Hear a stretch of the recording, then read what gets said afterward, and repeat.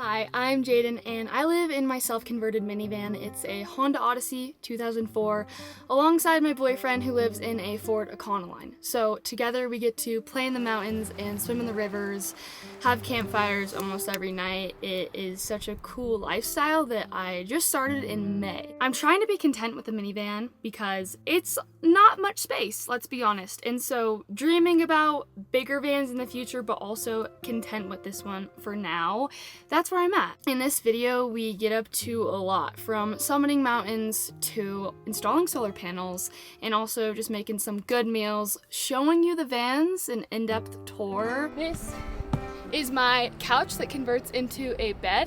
And then under here, I have all my shirts, all my pants, some hats and such. This is my sink, but it goes like this. Super awesome, nice for brushing teeth and doing dishes and stuff like that. I used to have a toilet, but it was too gross for me, so I don't have it anymore.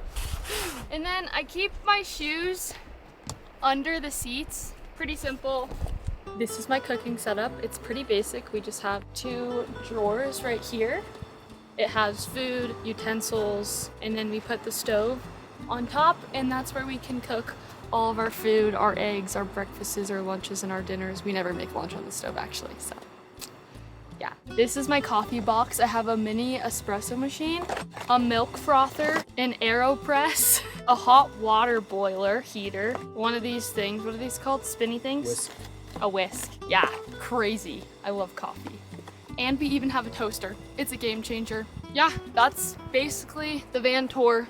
It's pretty chill, fun, easy. Do you like my minivan? Tonight for dinner we are making spaghetti. Pretty easy, but it's gonna be really yummy. I'm making it with whole wheat pasta and ancient grains to add a little health to it.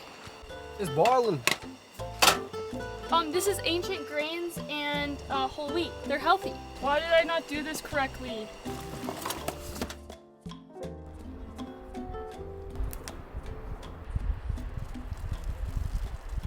Rayos. I dare you to put that in the video. What? Ooh, it's good. Dirtbag life. This is my 1992 Ford Econoline. It's my home. A little tour. Here's the fridge. We got all them stuff nice and cold in there because of the new solar we just put in. This couch that folds into a bed. Easy as that. And then we got my closet and my hats. And I got more closet under the bed, which I'm not gonna pull out right now. More of my closet right here. My guitar. I have my poster for decoration to make it feel somewhat like a home. And yeah, that is my home on wheels. Hey, what's in your fridge? Give us a little tour. In the fridge we got some of my favorites. Eggs. Cheese sticks. Always gotta have milk. Is that cold brew I see? It just so happens to be. Yeah. We got cold brew. And most importantly, to top it all off, bacon and avocados. Nice. Because what more could you want? Do you have a fan too? I do have a fan, and don't look too closely because the wires are dangling. I don't want to cut a hole in the top of my fan quite yet, so I'm not doing that. But the fan works. It's wired. It makes it so it does not feel like a sauna in here anymore, which is all you can dream for when it literally feels like 120 degrees in here.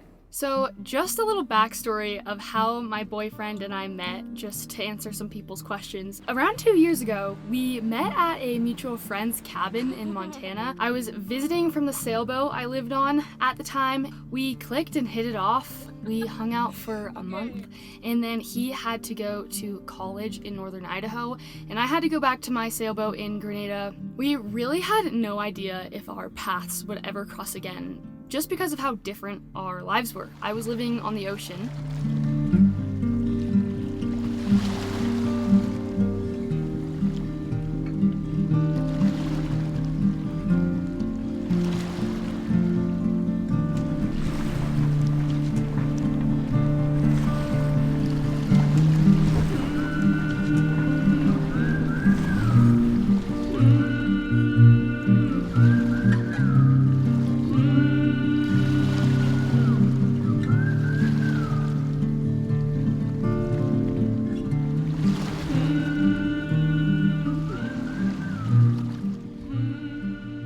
he was in northern Idaho, just very different lifestyles. But we kept in touch over the 4 months I was sailing in Grenada and Europe. Over time, I couldn't get him out of my head. It's like the more time that went on, the more I fell in love with him over the phone. And also during the end of this 4-month period, I moved onto a boat called Zatara. It is a family who has been sailing for the past 10 years. And so I had the marvelous idea to invite him to my family's boat in January when I planned to go back. I met this girl, I really liked her, and she invited me to go on an opportunity of a lifetime. It was a very risky decision for all of us. My parents didn't know him, we weren't dating, we barely even knew each other. Keep in mind we only had spent like 1 month hanging out together.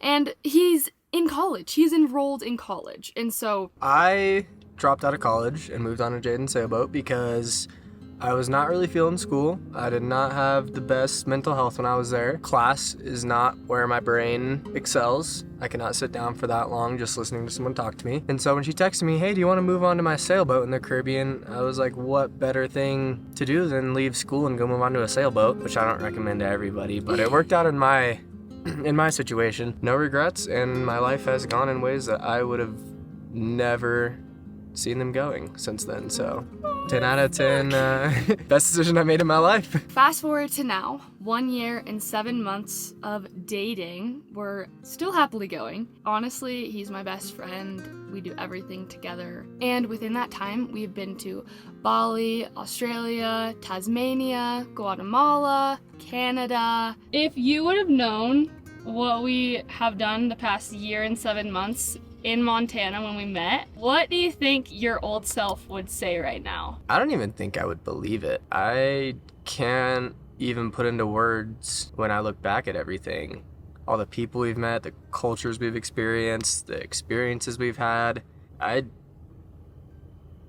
Whole lifestyle change, and I could not even begin to believe it. It's just not, I wouldn't be able to comprehend it back then. Oh, that's so cute! I love our crazy story, and I definitely wouldn't have it any other way, even though it has not been perfect. It's been hard. There's been a lot of hard things we've had to figure out along the way, and that's what comes with a very unconventional lifestyle. And then the next trip is Europe in September together, which I'll celebrate my 20th birthday there, and then Thailand in November for my group trip. And you can actually still join me on that if you want. The sign-up link is in the description. So yeah, that basically sums up our story, how we've met, and life now.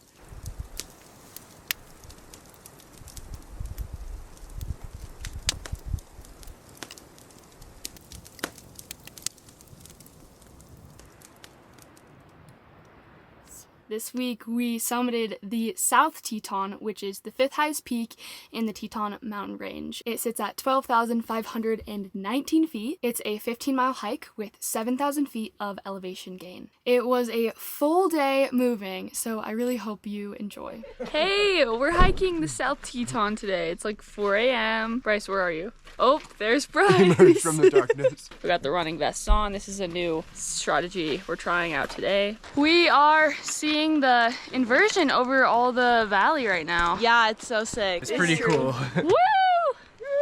How you feeling? Oh, we're so pumped. We're going way up there. Wow.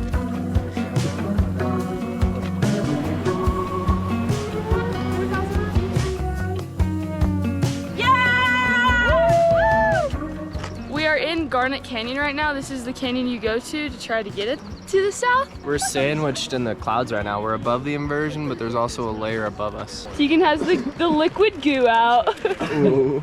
I feel like the Tetons are literally the Dolomites, the Alps, whatever you want to call it, of Wyoming. It's just like, so cool. We did that peak last summer. We did the Grand last summer. So now the South Teton to do. And then I kind of want to do a link up with all of them, try to train for that and just like do them all at once. Grand, Middle, South.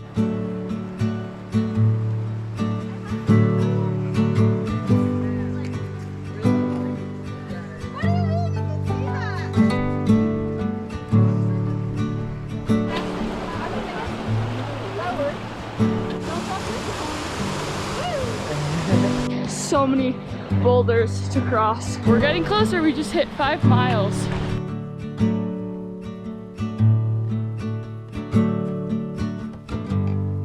The sun just came out!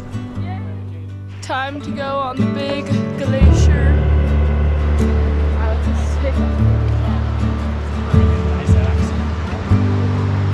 That's the Grand Teton up there.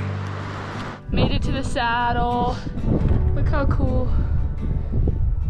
Wow. We're like 10,000 something feet up. I wanted to share the top hiking snack of the day. This brings everyone through the hard stuff. Nerd, glummy. Glummy. Whoa! Glummy Custer. Gummy clusters. Wow, we're at 11,000 feet. This is such a cool shot. Such a gummy cluster ad. Middle and Grand is that little peaky point. and then that's Idaho right That's there. middle. Idaho. That's Idaho. Oh yeah. South Teton. Bump. We're climbing, guys. We're scrambling up this mountain. It's epic. We're having a good time. Insane.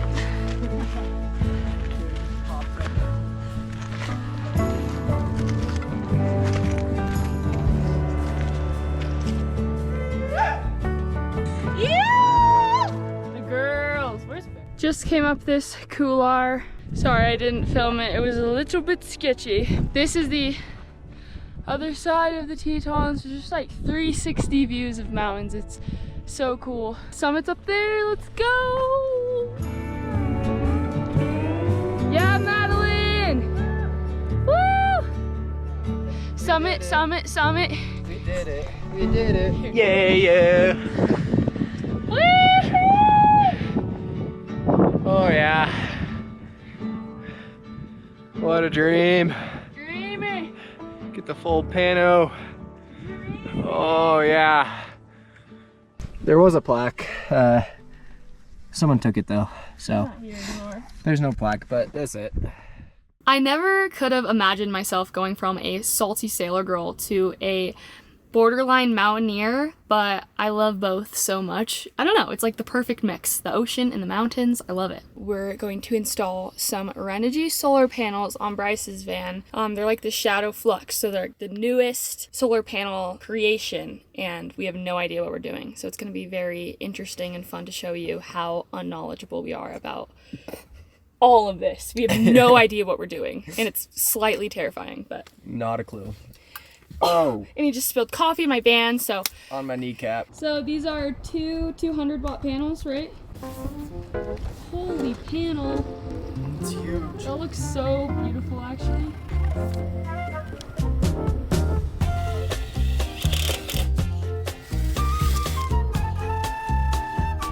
We have finished bracketing both panels, and now it just comes to putting them on the van and making sure that everything fits good and that, I don't know, they're gonna stay because they're pretty hefty. Drilling the panels in finally, it takes up Bryce's entire roof, like the actual entire width.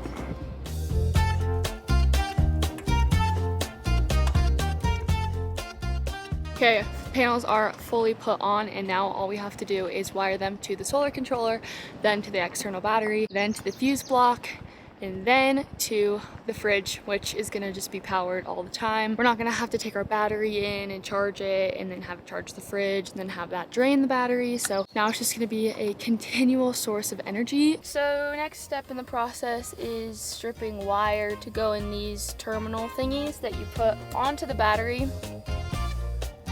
Okay, so now you melt. Now what are we doing? No, Bryce.